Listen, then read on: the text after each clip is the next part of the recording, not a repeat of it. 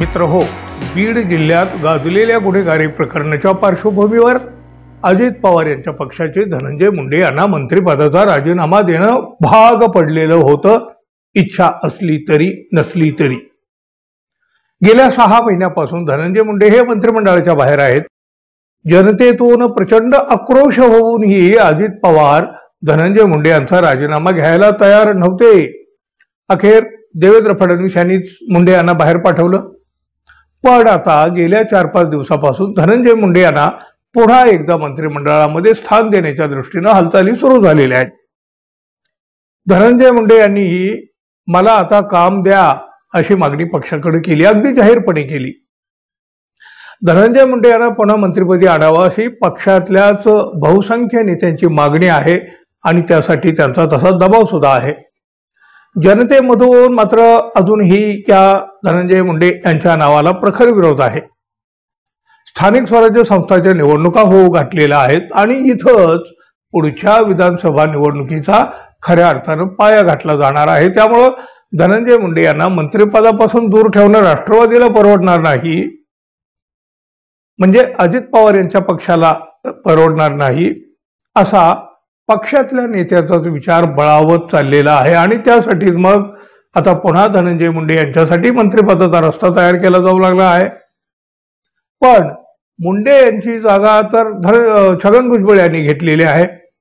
आता मुंडे यांना मंत्रिपद देण्यासाठी पक्षातले सध्याचे मंत्री नरहरी झिरवाळ यांना मंत्रिमंडळातून बाहेर केलं जाणार आहे।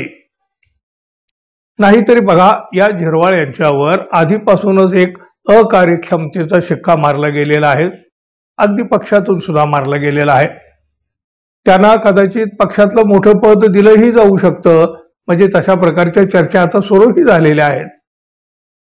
एकनाथ शिंदे गटातल्या मंत्र्यांच्या बाबतीत देखील हीच हालचाल सुरू आहे। मागच्या राजकारणामध्ये, म्हणजे त्या मागच्या सरकारमध्ये सर्वाधिक वादग्रस्त म्हणून गणले गेलेले तानाजी सावंत यांना पुन्हा एकदा मंत्रिमंडळात घेतली जाण्याची आता शक्यता आहे आणि त्यांच्यासाठी भरत गोगावले यांचं मंत्रिपद रिकामं केलं जाऊ शकतं। राजकीय पक्षातल्या अंतर्गत सोयीसाठी, म्हणजे पक्षांतर्गत केल्या जाणाऱ्या ऍडजस्टमेंटसाठी जरी मंत्रिमंडळामध्ये असा फेरबदल करण्यात येऊ लागलेला असला तरी सुद्धा लोकांना न आवडणारा असाच हा बदल असणार आहे। धनंजय मुंडे यांच्या नावाला तर प्रखर विरोध होत आहे। अगदी सुरुवातीपासूनच या नावाला महाराष्ट्रातून विरोधही झालेला आहे। सामाजिक कार्यकर्त्या अंजली दमानिया यांनीही या नावाला, म्हणजे धनंजय मुंडे यांच्या नावाला उघडपणे आपला विरोध दर्शवलेला आहे। तानाजी सावंत यांच्या वादग्रस्त भूमिकेमुळं ते आधीपासूनच चर्चेत आहेत। त्यांच्याबद्दल लोकांच्या मनामध्ये फारसं स्वारस्य अजिबात उरलेलं नाही।